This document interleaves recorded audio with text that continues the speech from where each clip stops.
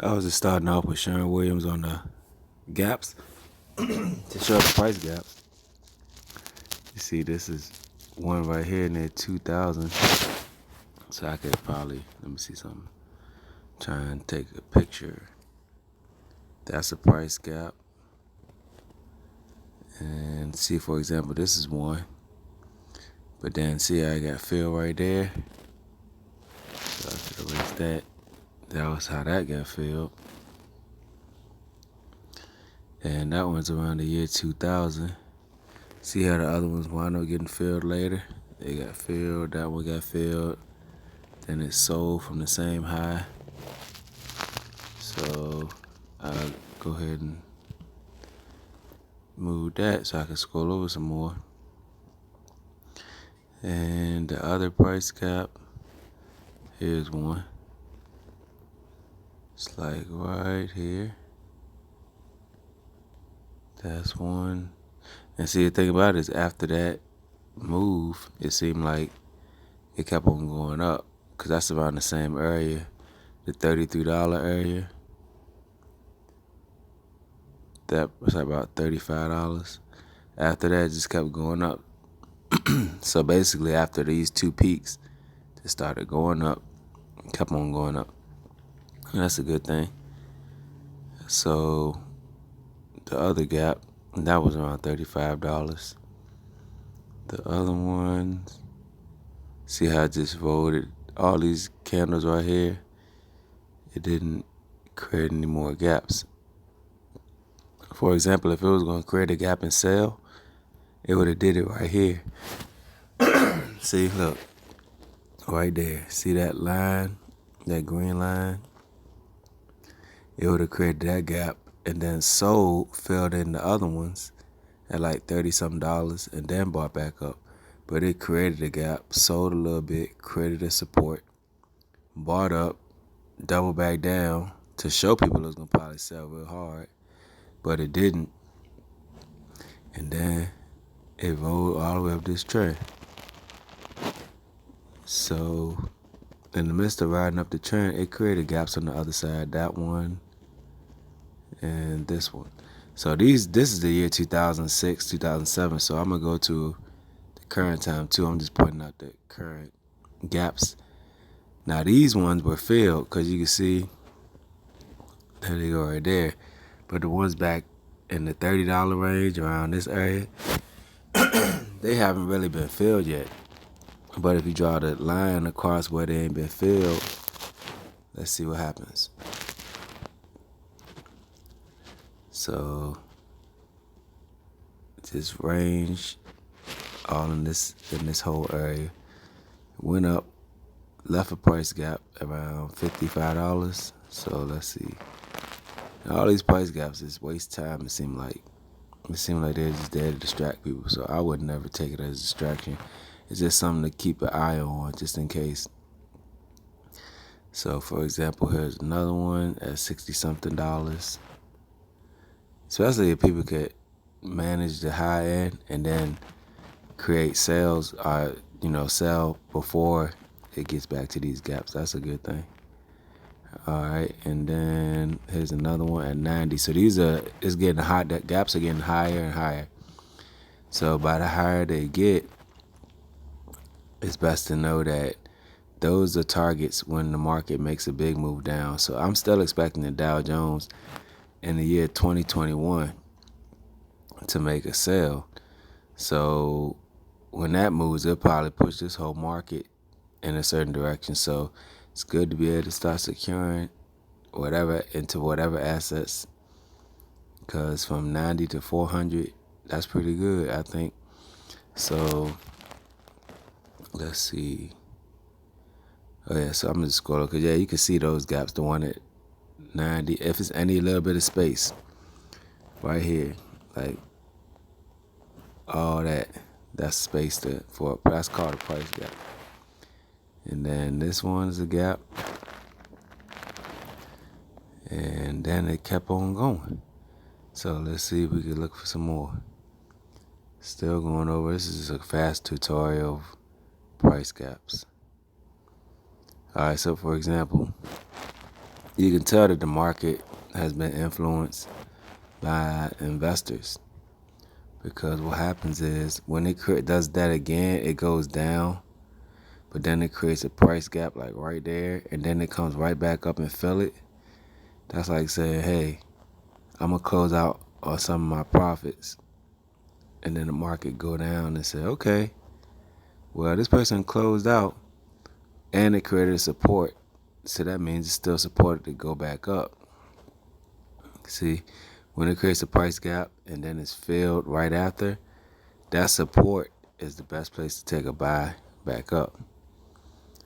And as you can see, once it bought back up, look where off the trend, the bottom of that trend line, if you drew a trend line on just on this time frame right here, draw a trend line going up.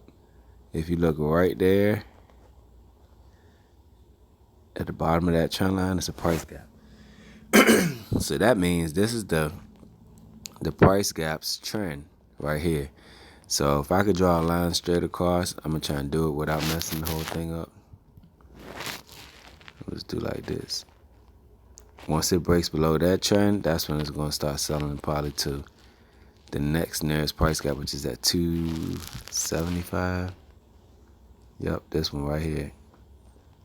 It's gonna sell probably to like right there.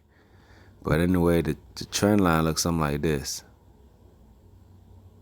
See, that's a support, so that's why I don't count as a break. If it would have went down and if it would have went down from here and broke this support, then it would have sold. But since it made a gap, it did the same thing it did on this example. It made a price gap and then didn't break below the price support way back here. You know, this one way back here, it didn't break below that. It just supported, fill gap, trend. Supported, fill gap, and then trend. And then it created a gap too. So this is a gap. So basically this whole line is doing just like this. Whoop. See what I'm saying? It bounced right off even to that to the finest point. Bounced right off of it. So what happened was it did the same thing right here. It went up, created a price gap right there, and the support. And in the midst of that price gap, it didn't get filled, but it retraced. See that? And see the market, all these wicks, the wicks didn't daggone. Let me show you. The wicks didn't turn into candles. It just did like this. Price gap, right? Let's start over here. Price gap. See it? And those are wicks. See that? And it match up right with the bottom of the trend line, which is right here.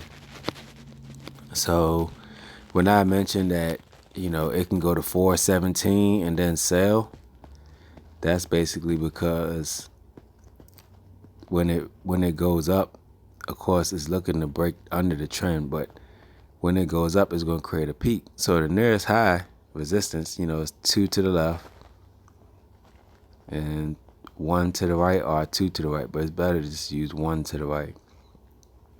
So it's 2 to the left, 1 to the right. This one is not a resistance. So this is the nearest resistance right here. So if you draw a trend line from that high straight across, we'll see it line right up to that. So this whole circle is around $400. Once the market goes under 400 again, it'll be, actually it'll probably be best to wait till it gets to like under 380. But once it goes under 380, that's when it's going to be that big move down to this price gap, which is the price gap nearest the trend. I'll draw it again. See that gap right there? It's almost like if a pen could draw through it, that's where the gap is. So it can sell right down to there. And that's what we gotta look out for. So for right now, if we look at the yearly chart, we can see that there's, let me see, so I'm gonna use a smaller time frame. Yeah, we can use the 6-month chart. Check that out. From 17 area. It still has a gap to fill right there, which is 410. That's around that area we was talking about anyway. But it still has gaps at 440 all the way up to 480. 470 actually. So since it seems like most of this is an upward trend for now, because if I had to draw the line like this, let me see, I'm gonna try and draw one right quick off of a gap. I'm trying to find one. It's gonna take a second. All right, so for example, I just draw a trend line from the low up like that. Cause see this, it did a gap right here. Then it came back up and filled it. So, matter of fact, I got a better idea. This is the price gap. This is the candle that's green that filled it. So this is the bottom of the trend to the next support, which is right there. So all it has to do is go straight across. See what happened? It went straight across in that next area, a real big price gap. And it didn't go backwards and break below here. It created a support right here, which caused it to go up. So this trend going up is going to complete. It's like once it peaks, it goes backwards. It's like an opposite trend. So once it peaked at this point at 400, you can draw this trend line backwards like that. Look at that. Boop. And it's right there. So that's why people draw trend lines. And once they give them the touch, 2 areas to touch, that's a breakout trend. Even the top wick shows it. So that just means currently it's going to go like to around that area. And as soon as it get around that area, it's going to do the same thing as other stocks. It'll probably sell back down to that 270 area. But this is the price gap that didn't get filled yet with a full candle, just with a wick. And that's all. So right now we got an uptrend. Still got to get to about 440, 470. Right around 470. I'm doing an example of how it started to sell in the first place. All right, so see this price gap up here, this highest green candle? Look at that. I'm going to draw a straight line over. That's a price gap because there's a little bit of space in between it. Now I'm going to zoom out so I can show you. See that space right there? It looks smaller when you see it on the far out screen. But same scenario I was just saying. Same thing, do the same thing all over again. Alright, so what happens is it could be like, this is the gap. And that gap, since it got filled, it completed a support, 2 to the left, 1 to the right. Created a support, and it created a high. See that? So right there, once it broke below this line, it was told to have a sell. Now the sell basically would extend this as far as the trend. So when you think about how that would look, I'll try to redraw it. Okay, that's the price gap line. This is the peak resistance to the left, to the right. So you just sell it to the next resistance, which is right here. 2 to the left, 2 to the right, or 1 to the right. Then sell it to the next resistance. 2 to the left, 1 to the right. Keep it rolling. All the way to that trend line get broke. So then once it gets broke, it starts to go back to the low, which it did right there. It went directly to that low and didn't break below the low. Now I'm gonna show you what that means when I say that. So while that trend line was doing like this, or I could say, let me see something. I'm gonna erase that. See, when you draw like that, look at this. It ran straight. I'm trying to draw that thing straight right quick. Hold up. Straight down. And there it is. Look, another gap. So then once it broke, it was just saying, hey, it broke, but it ain't break no resistance. But look at this.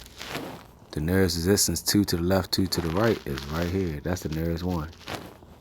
Actually, no, this one. So even though it broke this trend line going down right there, it didn't break a resistance. This is a resistance, but it's part of this trend, the uptrend. So on the way up, it will have to break above this resistance right here, and then break this resistance.